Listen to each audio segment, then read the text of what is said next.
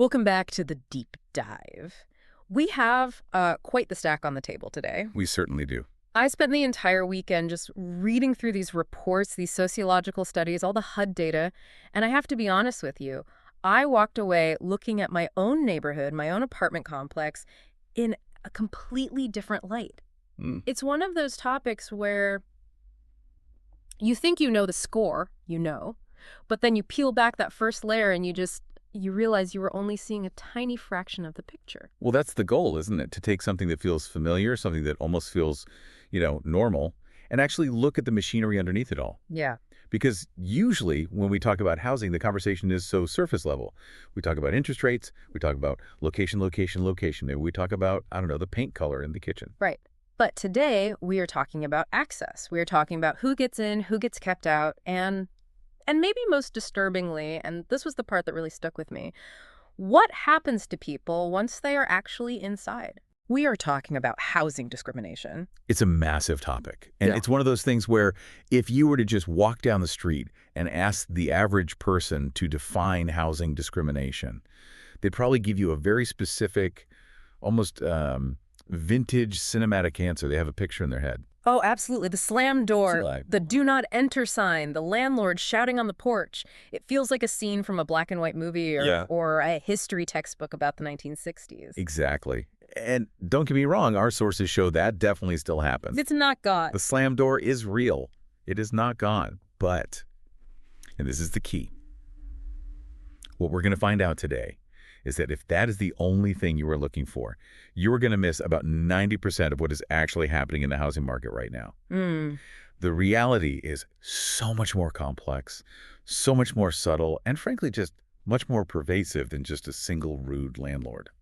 It's the difference between a sign in the window and, like, a silent algorithm. That's it. Or a quiet administrative decision that no one ever sees. Precisely. Our mission for this deep dive is to move beyond those obvious refusals. We really need to look at the structural patterns, the sources we have today, and this includes detailed sociological classifications, government reports from HUD in the U.S., and international data from the OECD.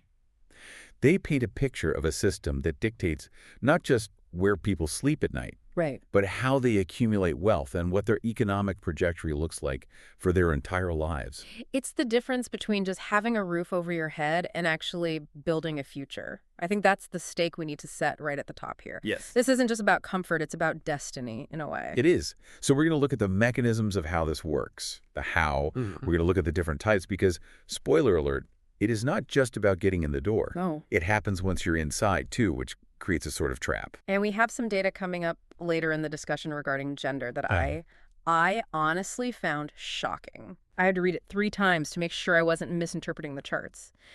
It completely challenges the common assumptions we tend to hold about who gets favored in the housing market. It really does. It's a bit of a paradox, and it raises some really, really difficult questions about homelessness and, frankly, about our societal blind spots. I'll get there. We will get there. But first, we need to lay the groundwork. Okay, let's unpack this. Let's start with a baseline definition. When we look at the source material, specifically the breakdown from the sociological definitions provided, what are we actually talking about when we say housing discrimination? Right. Because it feels like a term that gets thrown around so loosely in political debates, but we need the technical definition here. Okay, so let's tighten it up. At its core, based on the source material, housing discrimination refers to patterns of discrimination that affect a person's ability to rent or to buy housing. But here is the key distinction. This disparate treatment is based on group characteristics. So we're talking about race, age, gender, marital status, or the source of their funding, like whether they're using a housing voucher or their own cash. And interestingly, the sources also mentioned it can be based on the place where a person currently lives. Yes. That seemed unique to me. I hadn't really thought about that angle. Right. It's that bias against someone based on their address, which often acts as a proxy for those other characteristics. Oh, I see. So if a landlord sees an application coming from a specific zip code or a specific housing project, they might apply a bias based on that location, assuming it signals class or race or economic stability. It's a way of discriminating against a demographic without explicitly naming the demographic. Exactly. You're judging the address, not the person. Which creates this vicious loop then. You live in a disadvantaged area, so you can't get into a better area because of where you live, so you just stay in the disadvantaged area. Exactly. And this isn't just about hurt feelings or, the inconvenience of having to apply to a few more places. The source material is very clear about the stakes here. This discrimination leads to two major sociological outcomes: spatial inequality and racial segregation. Spatial inequality. Okay, that sounds like a jargon term you'd hear at an urban planning conference. But let's break that down. What does that actually mean for the person listening right now? It means that where you are geographically located, Yeah. your physical place on the map, determines your access to resources. So, schools, jobs. All of it. Think about it. Better neighborhoods generally have better funded schools. They have better access to high-paying jobs. They have cleaner air. They have appreciating property values. Right.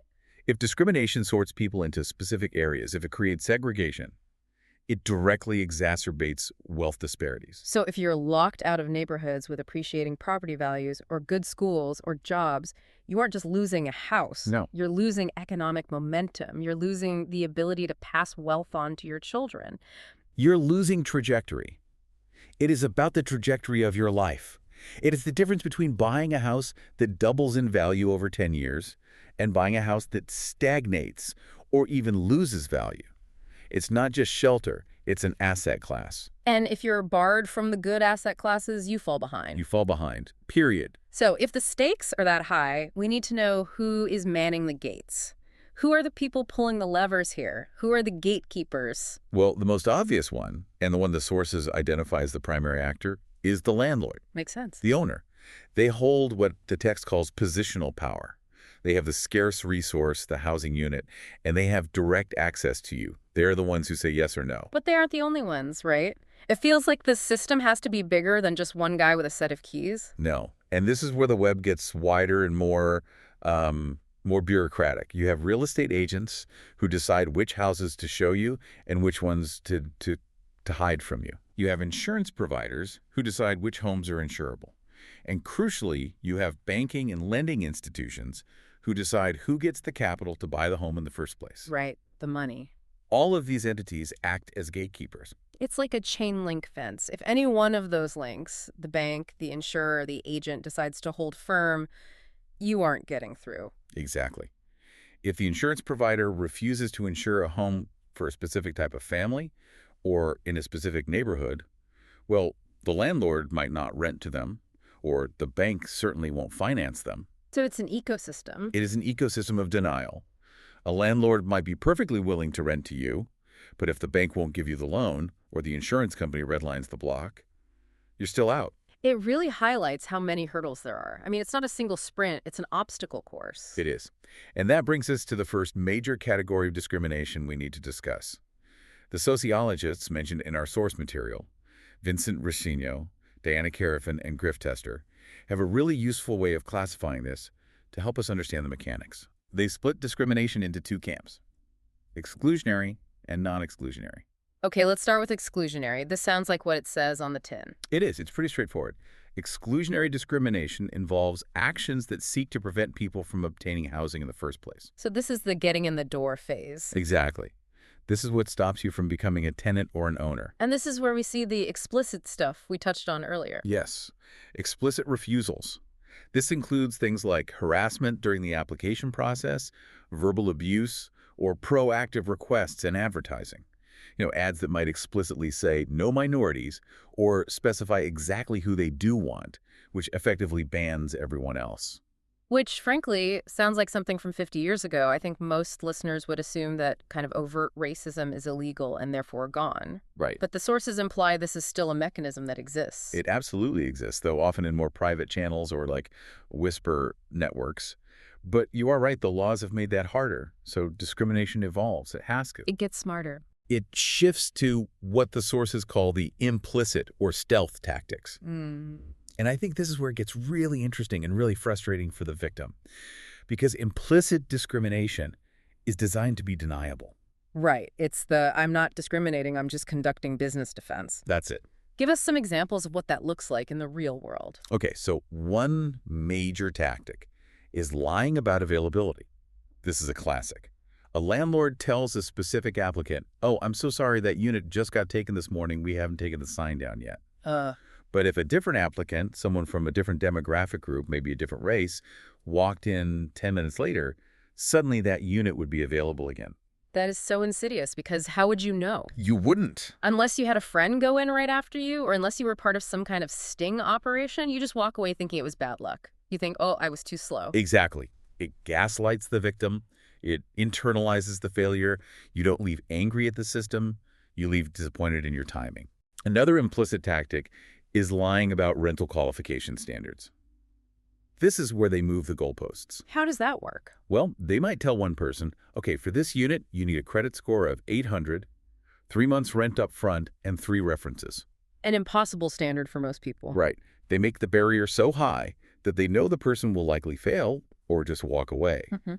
But for another applicant, the preferred applicant, they might say standard credit check and 1 month's deposit. So they aren't technically saying no. Oh. They're just making yes impossible for that specific person. Precisely. It's a soft ban, and then there's a really big one, steering. Yes, steering. I wanted to highlight this because the source material brings up a very specific pernicious form of this involving finances. This isn't just about showing someone the wrong neighborhood. It's about messing with their money. This is a critical point. Consumer advocate groups conducted a number of studies on this. What they found was that minority borrowers who actually qualified for affordable traditional loans, So people who did everything right. people who did everything right, had the credit, had the income, had the stability, they were often steered toward high-priced subprime loans. Wait, let me make sure I understand this. So they qualified for the good loan, the safe loan with the low interest rate, Yes, but the lenders pushed them toward the risky, expensive one. correct. Why? I mean, is it just pure malice? Well, often there were financial incentives for the brokers to sell the riskier products, things like yield spread premiums and whatnot. But the effect was predatory discrimination based on race. The source explicitly says these were loans that they would never be able to repay. So it's also setting a trap. It is a financial trap. This is a form of exclusion that pretends to be inclusion. Right. We're helping you. Oh, we are giving you a loan. We are helping you buy a house. But it's a loan that is designed to fail.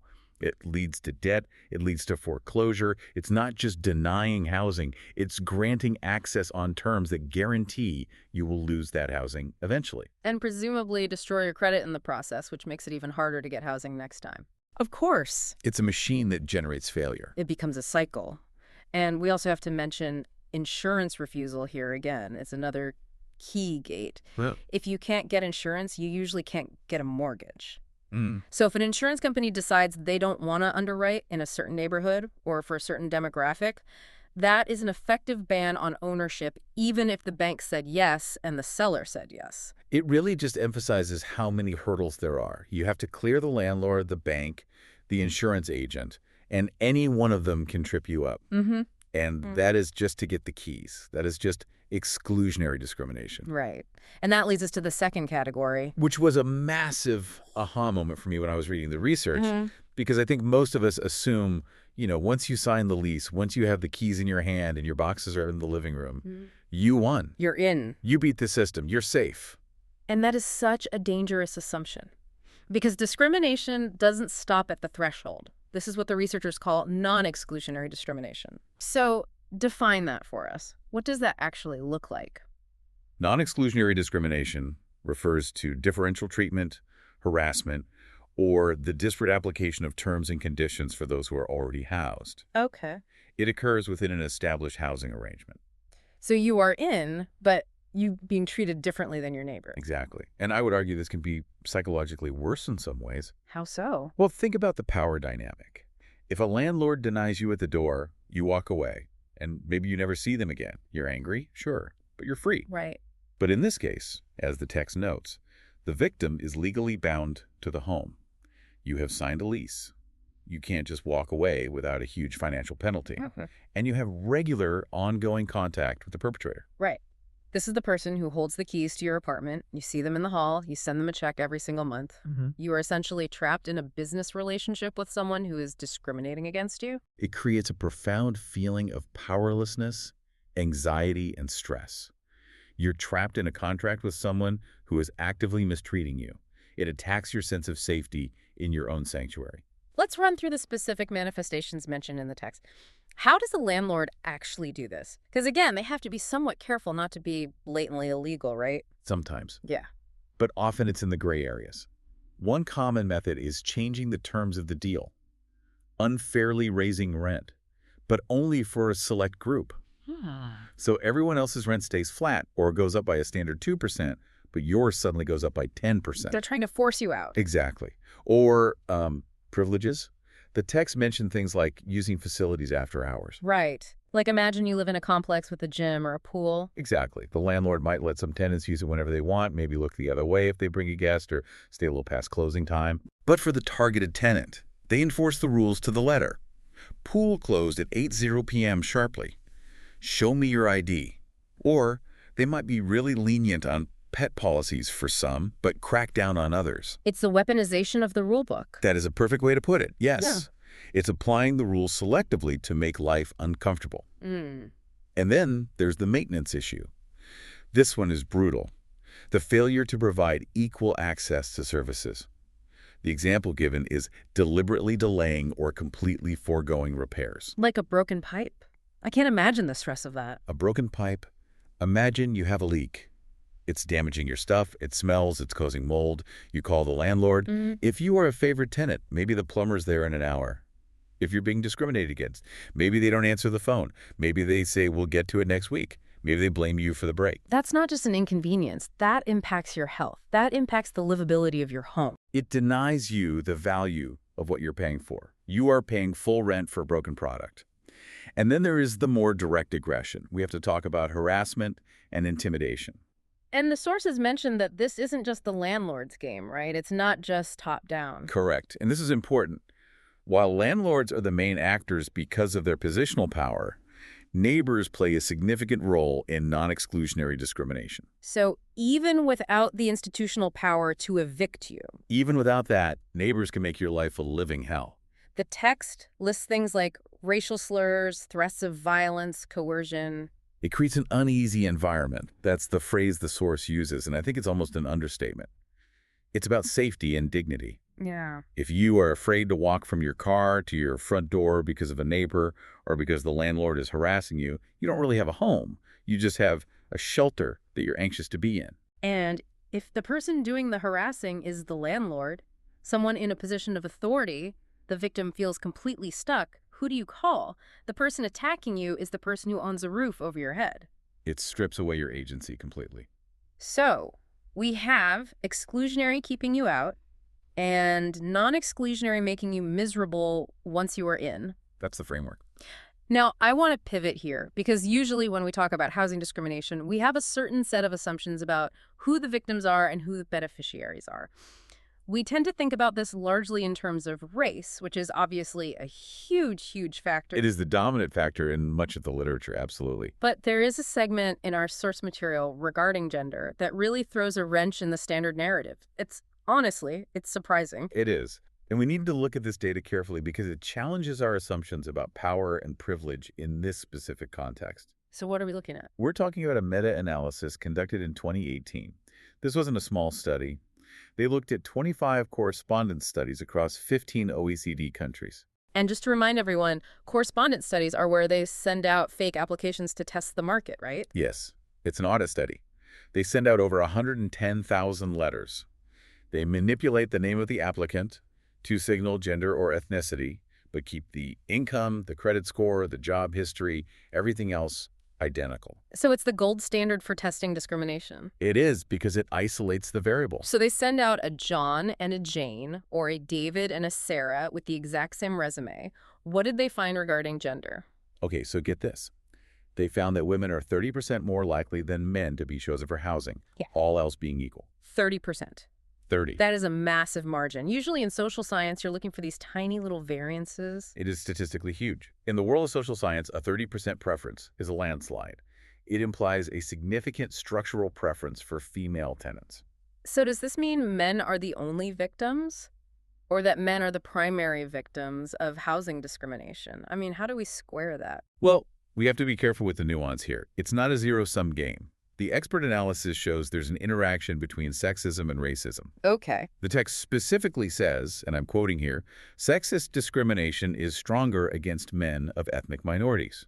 So it's intersectional. If you are a minority man, you are facing a compounded penalty. Exactly. You're getting hit by the racial bias and this gender bias simultaneously. You are viewed as the least desirable tenant by these gatekeepers. However, and this is the part that often gets overlooked, the data shows that even men from the dominant majority suffer discrimination in the rental market when compared to women. Why do we think that is? I know the text doesn't explicitly speculate on the landlord's psychology, but the pattern is so clear. It implies a stereotype. Landlords seem to view women as better tenants, perhaps perceived as cleaner, quieter, more reliable, or maybe less threatening. And men as riskier. And conversely, they view men as riskier, maybe louder, messier, more likely to cause damage. It's a stereotype. It's a form of what some would call benevolent sexism that benefits women in this specific context, but penalizes men. Exactly. You know, in the workplace, those same stereotypes might hurt women. Oh, she's too quiet to be a leader. But in housing, quiet is a premium asset. So the bias completely flips. And this isn't just about, oh, it's a little harder for a guy to find a cool apartment. This has serious life or death consequences. We can't talk about this without looking at the outcome. It does. We have to connect this to the homelessness statistics provided in the source. The numbers are they're stark. Men make up the vast majority of homeless people. The source cites a 2019 French study that is truly grim. It found that 90% of homeless people who die in the street are men. 90%. Yeah. That is staggering. It forces us to ask a difficult question. If structural discrimination in housing selection significantly favors women, that 30% advantage we just talked about, how much is that contributing to the fact that men are so disproportionately represented in the homeless population? It's a dot that needs connecting, isn't it? If you are consistently the second choice or the rejected choice for an apartment, eventually you run out of options. Exactly. If the gatekeepers we talked about earlier, the landlords, are systematically closing the door on men more often than on women, the inevitable result is that more men will end up on the street. It's a harsh reality that doesn't get discussed enough when we talk about housing equity. Yeah. We focus on things like the pay gap, but we rarely talk about this housing gap. It really complicates the narrative. It shows that discrimination isn't a monolith. It shifts and it changes depending on the context. Right. In the labor market, we often see different patterns. But in the housing market, specifically regarding selection, the bias runs differently. And if we really want to solve homelessness, we have to look at that selection bias. So we've covered the types of discrimination, exclusionary and non-exclusionary, and the demographics, including this gender paradox. Now, I want to zoom out a bit. We've touched on studies from OECD countries, but let's look specifically at the enforcement and the global landscape. What is happening in the United States specifically? Okay, so in the U.S., the legal framework is grounded in the Fair Housing Act of 1968. This was a landmark piece of civil rights legislation. Right.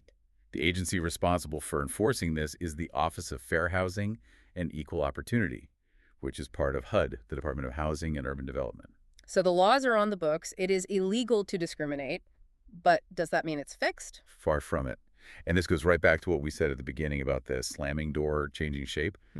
HUD conducted a comprehensive study finding that the nature of the beats has evolved. Okay, so what did they find? They found that the greatest share of discrimination against Hispanic and African American home seekers is now being told units are unavailable when they're actually free. It's that stealth tactic we mentioned. The bureaucratic no. Yes, or being shown fewer units than non-minorities. So if a white tester goes in, the agent shows them 5 houses in 3 different neighborhoods. If a minority tester goes in, they show them 2 houses in one specific neighborhood. Which limits choice. It just completely restricts their options. It's a bureaucracy of exclusion. It limits mobility. It effectively decides for you where you are allowed to live. And because it's done with a smile and a handshake, it's incredibly hard to detect. And looking beyond the U.S., this isn't just an American problem. The source material highlights that this is a global issue. It is, absolutely. We have data from Canada, for instance. In Ontario, housing discrimination is treated under the Ontario Human Rights Code. The framing there is very much about human rights housing as a right, not just a commodity. And Turkey. The notes mention some recent developments there. Turkey has seen more recent developments. They established the Human Rights and Equality Institution in 2016. This body is specifically charged with enforcing fair housing laws. It's interesting to see that institutional timeline. I mean, 2016 is relatively recent. It shows the nations are still waking up to the need for specific, dedicated bodies to handle this. Because general laws aren't enough. You need enforcement mechanisms. You need teeth. You need teeth. You need a body that can actually investigate and penalize. So whether it's the Ontario Human Rights Code, the U.S. Fair Housing Act, or this new Turkish institution, the battle is fundamentally the same. The core issue is universal. It is the power imbalance between the provider, the landlord, the bank, the insurer, and the seeker. As long as that imbalance exists, and as long as there is bias, whether it's conscious or unconscious, explicit or implicit, discrimination will find a way to manifest. It's like water. It finds the crack in the wall. So what does this all mean? We've covered a lot of ground today, if you had to boil it down. We have. Yeah, if we try to synthesize this deep dive, a few things really stand out. First, that distinction between exclusionary and non-exclusionary is just. It's crucial. Absolutely. You have to understand that the battle isn't over once you get the keys. Exclusionary keeps you out through explicit bans or that stealth steering and lying about availability. Right. But non-exclusionary discrimination, the harassment, the neglected repairs, the unfair rent hikes, that makes you miserable once you are in. It traps you. It attacks your peace of mind. Second, the tactics themselves have evolved. Right. We aren't seeing as many whites-only signs. We are seeing subprime loan steering. We are seeing unavailable units that are actually empty. The discrimination has gone underground, which makes it harder to fight, but just as damaging. And third, that gender data really does flip the script. It really does. The fact that women are 30% more likely to be selected for housing forces us to rethink power dynamics in this specific market. And the connection to the massive disparity in male homelessness, 90% of deaths on the street in France being men, that cannot be ignored. It seems like housing discrimination acts as a kind of filter. That is the perfect word for it. It is a filter for wealth and stability. When you steer someone to a subprime loan, you aren't just giving them a house, you're giving them a financial time bomb. When you refuse to fix a pipe for a specific tenant, you are eroding their mental health and their physical environment. You are systematically disadvantaging them. It prevents people from building the foundation they need to succeed in every other part of life. I mean, if your housing is unstable, your job suffers, your health suffers, your family suffers. Precisely. It is the bedrock. And when the bedrock is cracked by discrimination, the whole house, metaphorically and literally, is unstable. This has been an eye-opening look at something we encounter every single day. Our neighborhoods, our apartment complexes, our cities. It definitely makes you look at a for rent sign a little differently, doesn't it? It does. You realize the invisible machinery behind it. It does. And I want to leave our listeners with a thought to mull over. We talked about that gender gap, the 30% preference for women in housing selection, and how it might link to the fact that the vast majority of homeless people are men. It's a correlation that demands more attention. So here's the question. If the data shows that structural housing discrimination favors women significantly in selection, yet we rarely discuss it in the public square, what other invisible biases are shaping the demographics of our cities, and specifically our streets? That is the question. What else are we not seeing because it doesn't fit the story we think we know? Something to think about. Thanks for joining us on this deep dive. Always a pleasure. Keep asking questions. See you next time.